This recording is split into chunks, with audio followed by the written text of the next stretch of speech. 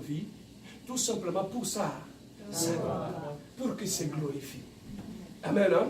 Amen. Alors ça, c'est la part de Dieu. Donc nous avons dit, parmi ce qui nous arrive, le diable est derrière, Dieu est derrière, et l'homme aussi est derrière ce qui arrive. Donc, ce sont tes propres erreurs.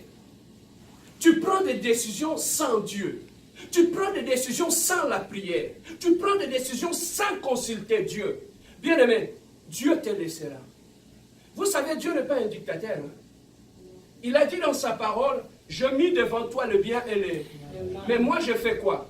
Je te conseille de choisir le bien. Donc, Dieu dans la vie de l'homme, quand il t'accompagne, il n'est qu'un conseiller. Alors, quand tu te tournes vers lui, il te dit, ne va pas à gauche, va à droite. Le libre arbitre. Amen. Hein? Alors, c'est ça que Dieu permet dans notre vie. Mais alors, lorsque l'homme doit décider sur ce qu'il va lui arriver, écoutez ceci. La Bible dit, tout ce que l'homme aura sémé, il est... Amen. Hein? Donc, toute décision, comme j'aime toujours le dire, dans la vie de l'être humain,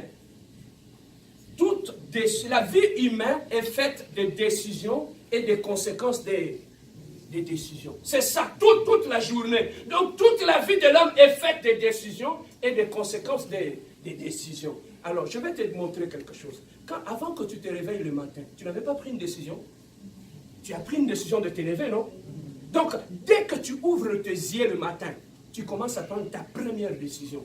Ce qui fait que ta journée soit une réussite, c'est l'ensemble de toutes les décisions que tu vas prendre tout au long de la journée. Et à la fin de la journée, comme conséquence, tu auras la réussite.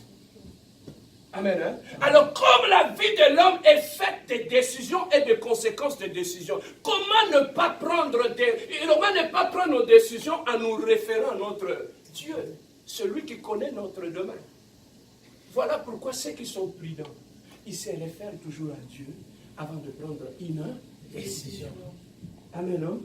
Alors, comme j'avais dit le vendredi, depuis les jardins d'Éden, l'objectif du diable était de pousser l'être humain à prendre des décisions, à vivre sans Dieu.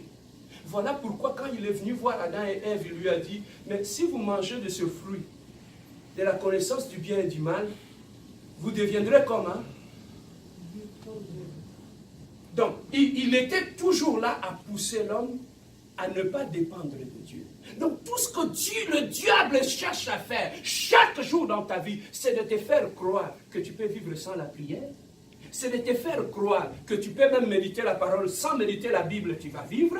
Donc, il te fait croire cela. Regarde, ça fait une semaine que tu ne pries plus le soir. Est-ce que tu es mort? Non. Ça fait une semaine que tu ne lis plus la Bible. Est-ce que tu es mort? Non. C'est que tu peux continuer à vivre ainsi. Ça, c'est le diable qui nous fait croire ça. Alors, lorsque tu tombes dans ce piège-là, ta vie devient petit à petit, on est comme le feu. Lorsqu'on te retire, on est comme le morceau de bois qu'on a mis au feu. Lorsque tu le retires, ça va continuer à s'enflammer. Mais ce n'est qu'une question de temps. Tu vas voir, le feu va faire quoi? C'est ça qui arrive dans notre vie en tant qu'enfant de Dieu. Alors Jérémie était en train de se prendre par rapport au mal qui lui était arrivé. Il a dit, pourquoi ma souffrance est-elle continuelle? Alors que Jérémie, il était un grand prophète de Dieu. Il parlait de la part de Dieu à Israël. Mais dans sa vie, il souffrait. Dans sa vie, il y avait la souffrance. Il était en train de pleurer, Seigneur. Pourquoi ma souffrance est-elle ainsi? Pourquoi tout ce que je fais ne marche pas? Dans la maison, tout est bloqué. C'est comme ça que tu traverses maintenant. Tu te poses des questions. Pourquoi cette situation dure, Seigneur? Pourquoi la souffrance dure? Pourquoi ces problèmes ne s'arrêtent pas? Malgré les jeûnes, malgré la prière, malgré tout ce que j'ai fait, pourquoi cette situation persiste dans ma vie?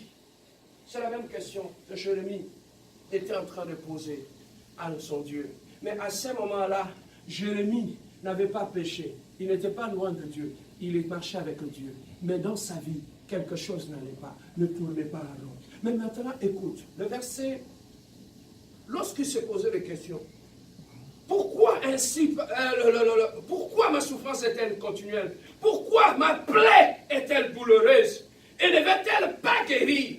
Serait-il pour moi comme une source trompeuse? Ici, à cause de la souffrance que Jérémie traversait, il est allé même à mettre en doute la grandeur de son Dieu. Bien aimé, le problème, ça déstabilise. Que personne ne vous trompe. Le problème, ça peut te déstabiliser. Tu peux même perdre ce que tu as. Dans la Bible, Jean-Baptiste qui prêchait, qui disait aux gens, il y a un agneau. Lui, il viendra le Messie. C'est lui qui viendra vous sauver. Jean-Baptiste parlait de Jésus, parlait de tout. Mais lorsque dans la prison, dans la souffrance, Jean-Baptiste a dit à ses disciples, allez lui demander, est-ce que c'est lui?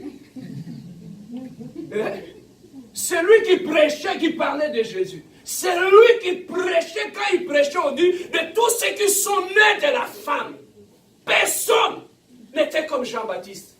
Mais qu'est-ce qui a fait que tu as parlé de ce Jésus-là et que lorsque tu entends de lui, tu dis, demande aux gens, allez demander si c'est lui. Il n'y a pas si. La souffrance, c'est comme ça nous sommes là. La souffrance, bien aimé, tu peux même perdre les versets bibliques que tu lis là. Tu peux le perdre, mon frère.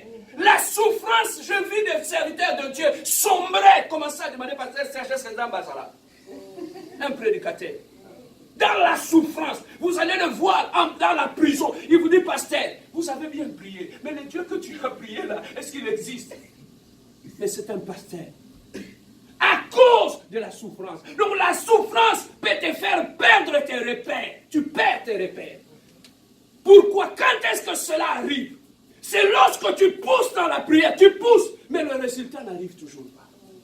Tu pousses, tu gênes, tu pries. Le résultat n'arrive toujours pas. À ce moment-là, tu perds le repère. Le ciel, bien aimé, dans la vie, il arrive des moments comme ça, où le ciel est fermé. Où tu n'entends plus aucune voix, où tu n'as plus de repère. C'est à ce moment-là que Dieu permet que tout cela nous arrive pour nous amener à la maturité. Quand est-ce qu'on sait qu'un enfant est devenu mature ou adulte ou responsable? C'est lorsqu'il n'est plus sous le contrôle de parents. Lorsque tu peux laisser ton enfant sortir seul, aller au métro, acheter du lait et revenir, sans danger. C'est là que tu comprends que ton enfant est devenu mieux. Amen. Hein? Alors, quand il est encore bébé, tu ne peux pas le laisser dehors. Pourquoi? Parce qu'il faut que tu sois là pour le garder. C'est comme ça aussi Dieu permet aussi. Donc, des moments comme ça dans la vie chrétienne, ça arrive. Lorsque tu n'es pas enseigné par rapport à ces choses, quand tu traverseras ces moments, tu risques de perdre la foi. Des moments de silence dans la vie chrétienne, ça arrive. Des moments où tout est fermé, tout autour de toi, ça arrive. Je disais à un ami, je dis, lorsque tu as prié pour un problème, tu sens que Dieu n'agit pas, la réponse ne vient pas. Tu sais qu'est-ce que Dieu est en train de faire?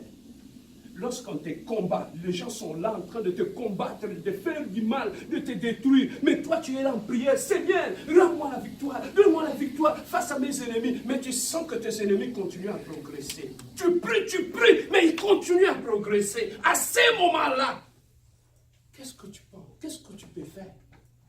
Lorsque j'ai prié, j'ai fait tout ce que Dieu me demande de faire, mais la solution ne vient toujours pas. Bien aimé, lorsque tu sens Dieu n'est plus en train d'agir dans ta vie, sache que tu as tourné le dos. Et lorsque Dieu t'a tourné le dos, ce n'est pas pour dormir. Lorsque Dieu t'a tourné le dos, c'est parce qu'il est en train de s'occuper de tes ennemis. Amen. Est-ce que quelqu'un me comprend? Amen. C'est comme si vous ne me comprenez pas. Lorsque tu sens que Dieu t'a tourné le dos, c'est qu'il est en train de te préparer quelque chose. Et lorsqu'il va se tourner, c'est pour te montrer, voilà la solution. Dieu, il est Dieu. Quand il te répond, il ne viendra pas te dire que maintenant je commence à te répondre.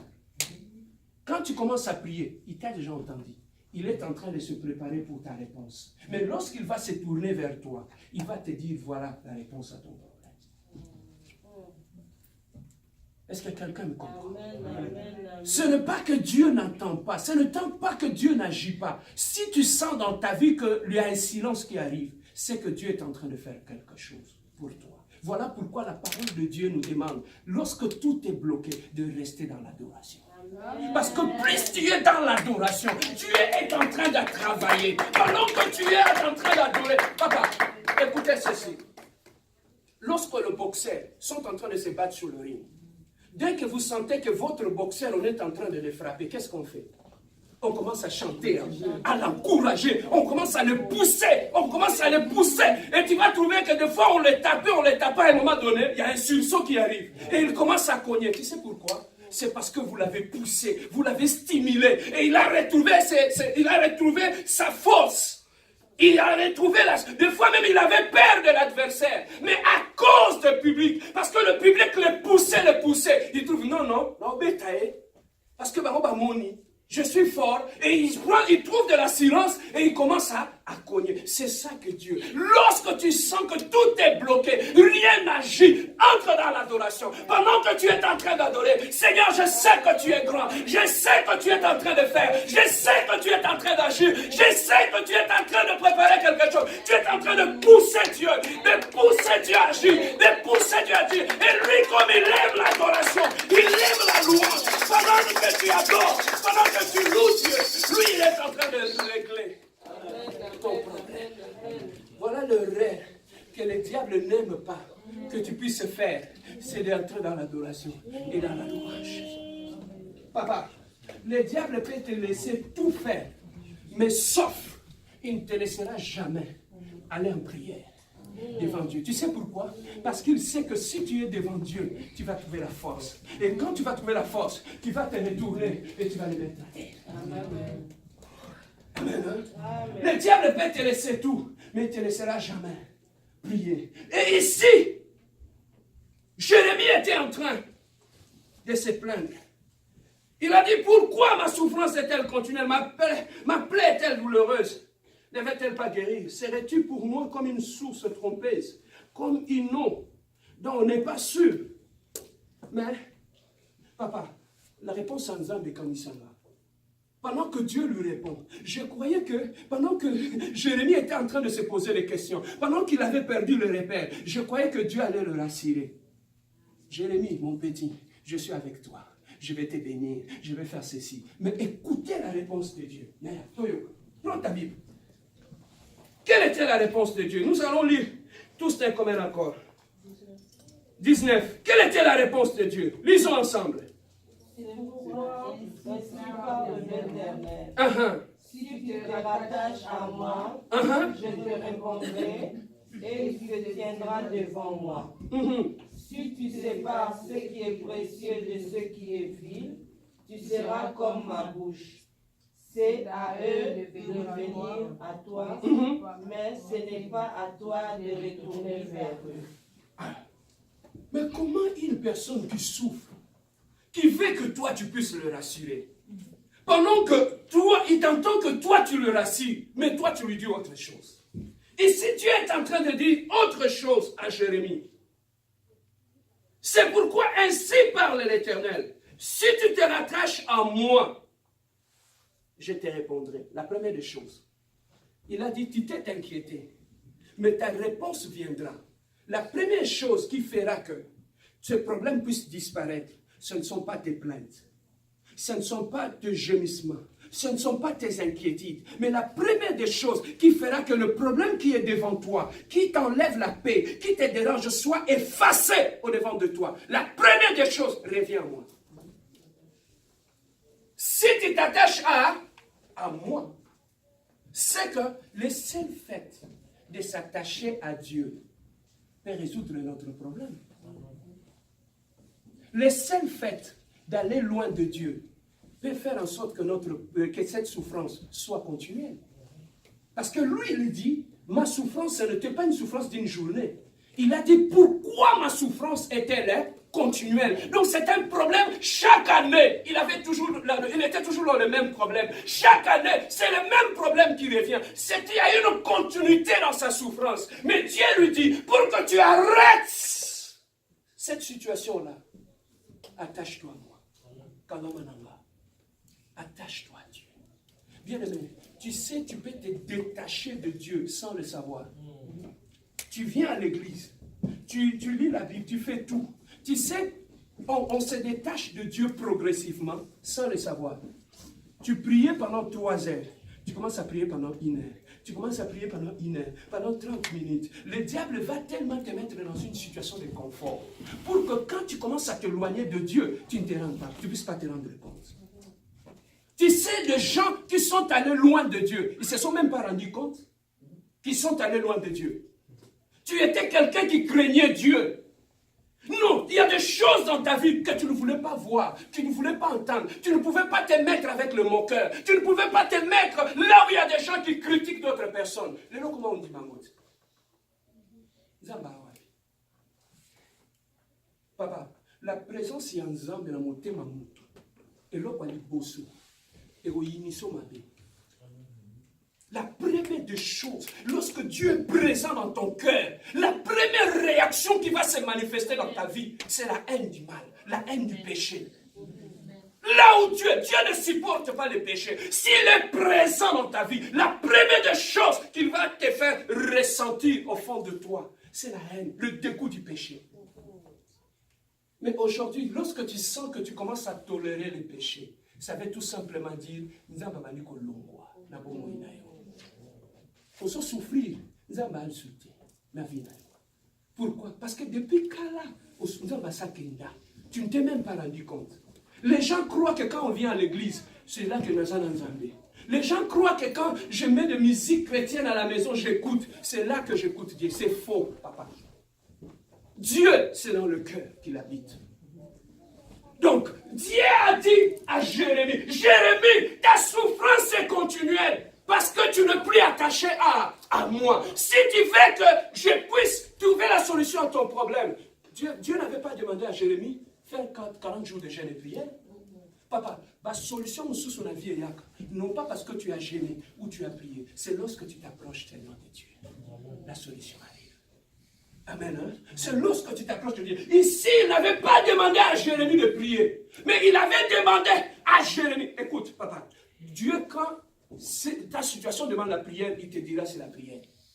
Lorsqu'il dit aux gens, priez pour que le maître de la moisson puisse envoyer les ouvriers, n'est-ce pas? Il a demandé la prière, non?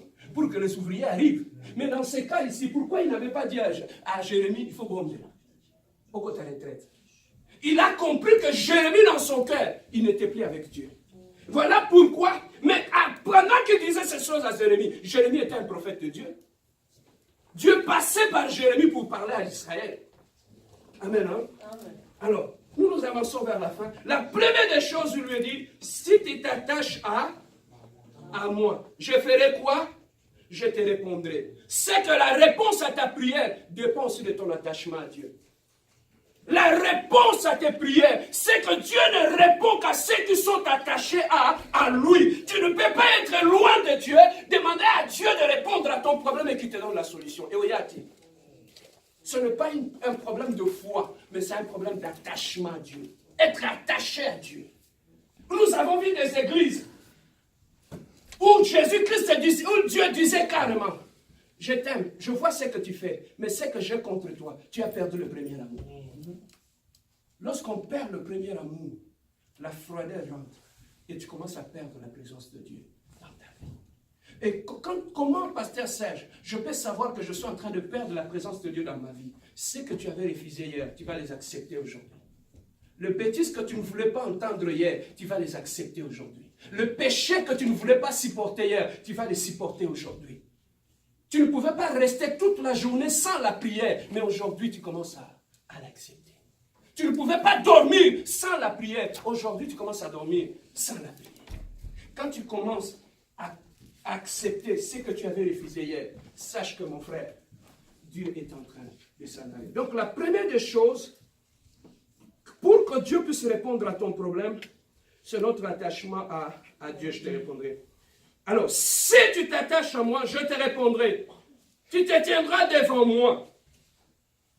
Et si tu sépares ce qui est précieux de ce qui est vil, tu seras comme ma bouche.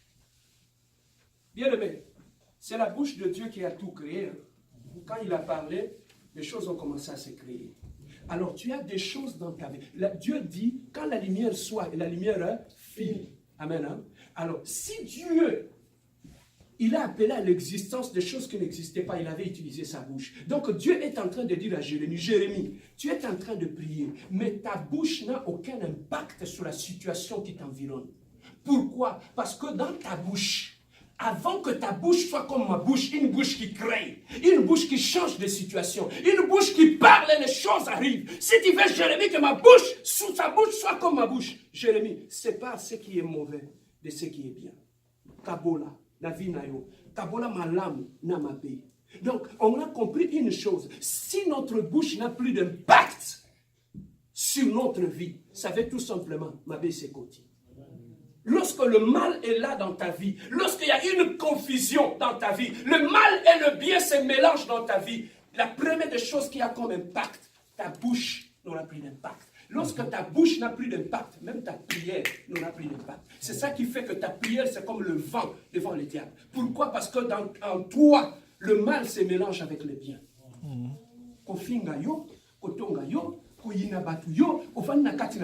Mais maintenant, quand tu pries, tu veux que Dieu puisse t'exaucer. Pour que ta bouche soit comme la bouche de Dieu. Il a dit à Jérémie, Jérémie, tu vois pourquoi ces problèmes ont continué dans ta vie? Pourquoi? Parce que dans c'est ça qui fait que quand on bombe de la problème ou pourquoi? Parce que ta bouche n'est pas comme ma bouche. Donc, tu as des choses que tu dois changer. Donc, il a montré à Jérémie, la réponse ne viendra pas de moi. La réponse viendra de toi-même. Lorsque tu changeras des choses dans ta vie, ta souffrance va s'arrêter. Amen. Hein? On court vers la fin. Alors, si tu répares ce qui est pressé et ce qui est vil, tu seras comme ma bouche. C'est à eux de revenir vers toi, mais ce n'est pas à toi de retourner vers eux. Je rendrai pour ce peuple comme une forte muraille de reins. Donc, le comportement de Jérémie fera en sorte que nous avons une muraille de reins. Et le là, comment est-ce que je peux dire ça, les gars là? Rein, ça quoi, mira m'a bendé tout autour de toi.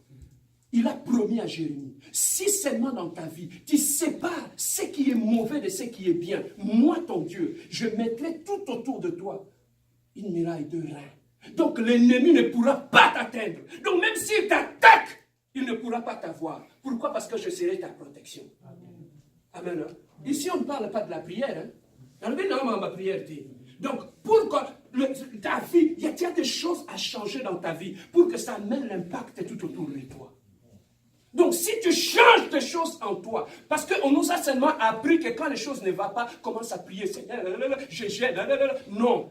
D'abord, il y a certaines choses qui peuvent changer dans ta vie que lorsque le changement viendra de l'intérieur. C'est ce changement intérieur qui va se répandre juste tout autour de toi et changer ta situation.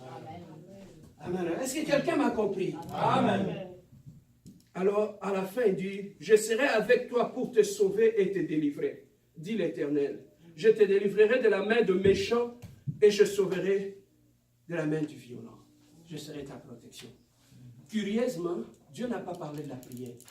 Il a parlé seulement d'un changement intérieur qui aura comme conséquence la transformation extérieure. Quelle est cette souffrance qui continue à persister dans ta vie? Aujourd'hui, laissez-moi te dire que Dieu a une solution à ces problèmes. Amen. La solution à ton problème n'est pas loin. La solution est en toi. Lorsque tu ne connais pas ces choses ici, tu vas courir d'un prophète à un autre. La solution n'est pas là-bas. La solution est en toi. Amen. Hein? Amen. La solution est en toi. Tu as des choses à faire en toi pour que ça change ta situation extérieure.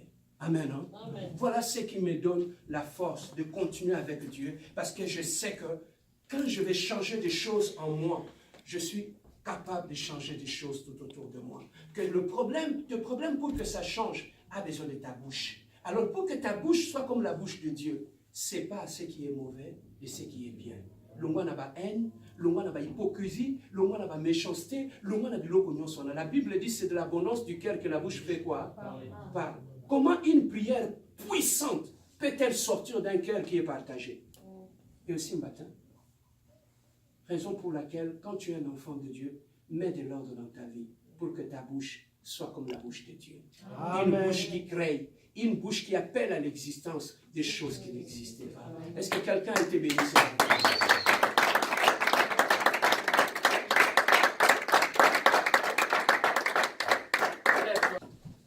Qu'est-ce qui empêche que Dieu... Qu'est-ce qui fait que cette situation puisse perdurer dans ta maison? Qu'est-ce qui fait que cette situation puisse perdurer dans ta vie? Qu'est-ce qui fait que cette situation dérange même ta paix intérieure? Qu'est-ce qui fait que dans ton mariage, que tes problèmes perdurent? Qu'est-ce qui fait que cette maladie puisse perdurer? Qu'est-ce qui fait que ces problèmes ne trouvent pas de solution alors que tu as un Dieu qui a toute solution? Est-ce que le problème ne se trouve pas en moi? Est-ce que je suis encore attaché à Dieu dans mon cœur, dans mon âme et dans mon esprit? Est-ce que je suis encore attaché à ce Dieu-là? Bien-aimé, on s'attache à Dieu dans notre âme, dans notre corps et dans notre esprit.